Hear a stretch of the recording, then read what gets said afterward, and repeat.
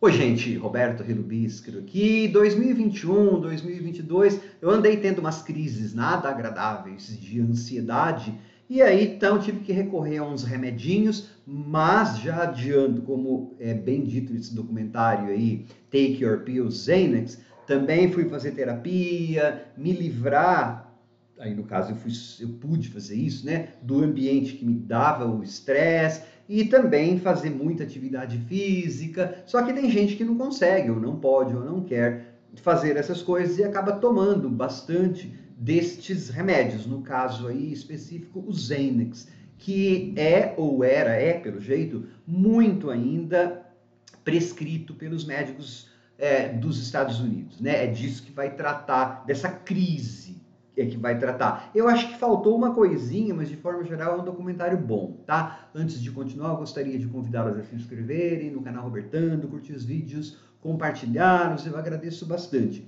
Então, assim, começa em vários momentos, né? O documentário dá algumas dicas, pistas de por que hoje em dia a sociedade tem muita gente com ansiedade, né? Por causa das redes sociais, tantas pessoas querendo ter uma vida que elas não conseguem ter e bobamente acreditando que as vidas que elas veem nos Instagrams são verdadeiras, né? Devia dar um choque de realidade para as pessoas falando, a maior parte das coisas é mentira que você vê, é fake, mas enfim, as pessoas acreditam em cada coisa também.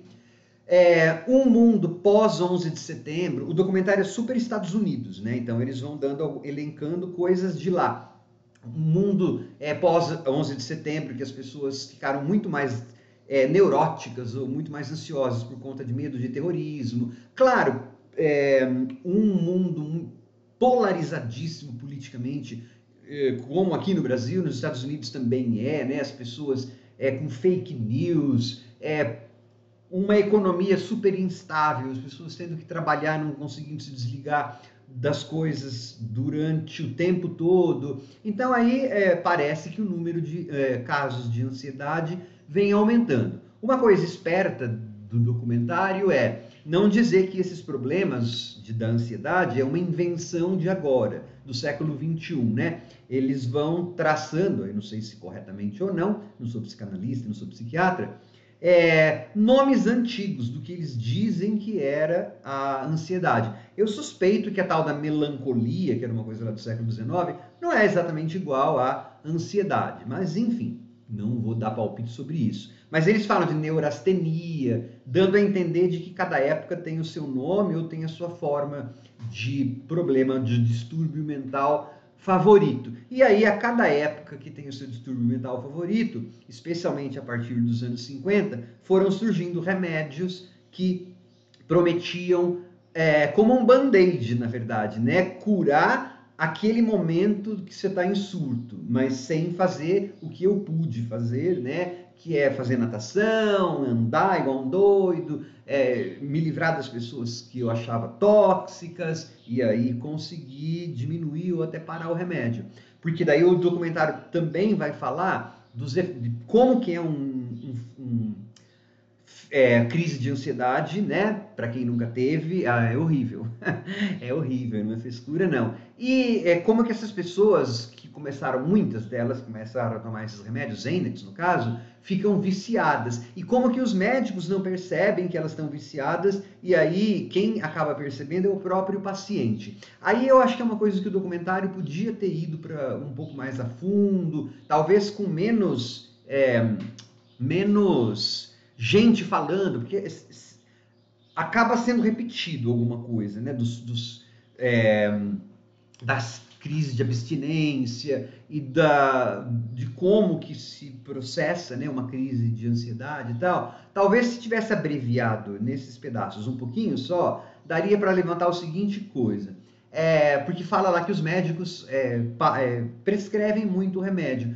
Meio que como se eles tivessem sido enganados, ou meio sem fazer nenhum julgamento, ou sem especular por quê. Eu me lembro que quando eu vi aquela minissérie com Michael Keaton, Dopesick, né, que fala da crise dos opioides, a indústria farmacêutica dos Estados Unidos, além de ela poder ter comerciais na TV, em qualquer horário, qualquer lugar, falando desses remédios, né? Eles deixam fazer propaganda disso na televisão, lá de qualquer remédio.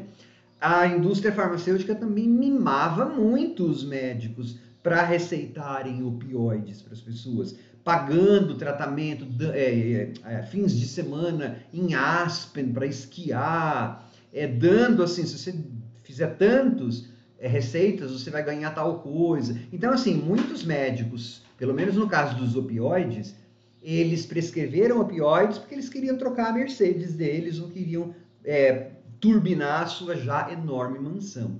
Duvido que isso não tenha acontecido no caso do Xanax, essa história de sucesso aí tão grande. Essa história de sucesso para uns é a história de fracasso para outros. Então, assim, o documentário, ele acho que pecou aí, podia ter me dado. Eu fiquei perguntando, né? Será que os médicos são tão bobinhos assim, tadinhos? Não tinham tido experiência de que os remédios podem viciar? Ah, fica difícil, tio, acreditar, né? Mas o documentário ele não demoniza o remédio. Ele fala que tem algumas situações e por pouco tempo que os remédios são sim recomendáveis. O que está acontecendo é que as pessoas ficam décadas e aí você vai ver como é horrível isso. Aparece um cara, o John, que conta que quando ele começou, o psiquiatra dele diminuiu a dose, ele começou a ter sensações tipo como se a pele dele tivesse, embaixo da pele dele tivesse pegando fogo. E ele foi para 30 médicos, até que alguns, ele mesmo chegou à conclusão, na verdade ele falava para os médicos e os médicos não acreditavam nele. Ah, John, bem-vindo ao meu mundo, já aconteceu isso comigo também. É que eu briguei com o médico, ele teve que acreditar. Eu falei, cara, o exame tal.